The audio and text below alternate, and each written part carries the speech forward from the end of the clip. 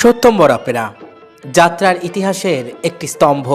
সত্যম্বর Opera আজকের ভিডিওতে আপনাদের বলবো যাত্রা জগতের সেই কিংবদন্তি দল সত্যম্বর অপেরার জন্ম বৃত্তান্ত।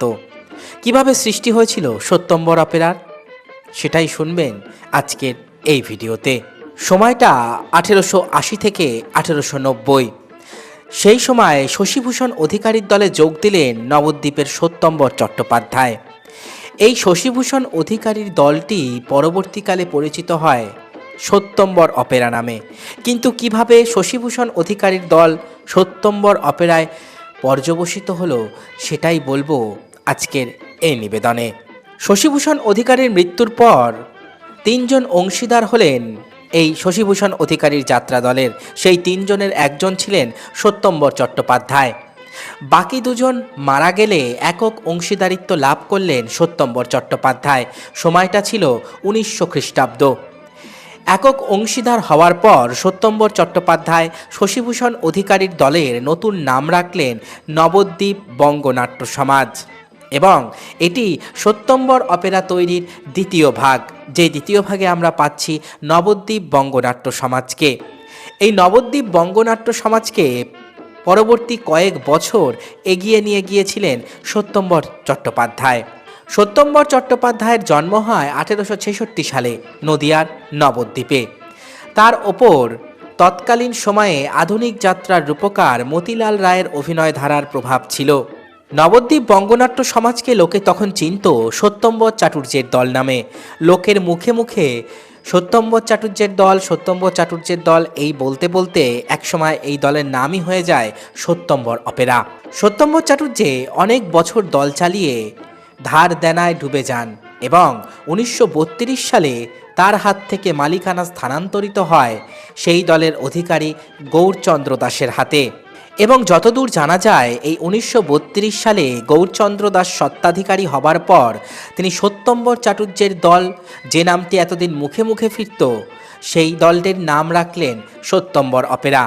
পূর্ববর্তী মালিক সত্যম্বর চট্টোপাধ্যায়ের প্রতি অকুণ্ঠ শ্রদ্ধা প্রদর্শন করেই দলের নামের সঙ্গে সত্যম্বর নামটিকে আজীবন জুড়ে রেখেছিলেন গৌরচন্দ্র দাস। গৌরচন্দ্র দাস সত্যম্বর অপেরার দায়িত্ব নেবার পর এই দলের স্থায়ী ঠিকানা হয় 66 নম্বর হাটখোলা অঞ্চলে। সত্যম্বর চট্টোপাধ্যায়ের সময়ে নবদ্বীপ বঙ্গনাট্য সমাজ দল যে সমস্ত পালা অভিনয় করেছিল তার মধ্যে উল্লেখযোগ্য ছিল ভদ্রার্জুন, অশবর্ণা, অমরাবতী, সপ্তর্ষি সৃজন, সগরযজ্ঞ, জড়ভরত, অংশুমান ইত্যাদি। এই সত্যম্বর চাটুর্যের দল অর্থাৎ সত্যম্বর অপেরায় 1920 থেকে একদম স্বাধীনতার পূর্ববর্তী সময় পর্যন্ত যে সমস্ত পালা অভিনীত হয়েছিল, যেগুলির নাম উদ্ধার করা গেছে, তার মধ্যে অন্যতম হচ্ছে বাচস্পতি, অনন্ত মাহাত্ম্য, অবজাদেবী, শৈশব সাধনা, সপ্তম অবতার, নটির অভিশাপ, অন্নপূর্ণা, নেত্রানল, পণমুক্তি, মিতালি, রক্তমুকুট, পুষ্প সমাধি, মাটির প্রেম, রক্তসিংহাসন, নবাব মীর কাসিম, সপ্তম অবতার, শর্মিষ্ঠা, পুণ্যাহুতি, প্রমতি মুক্তি, নরদেবতা, যুগলবীর ইত্যাদি।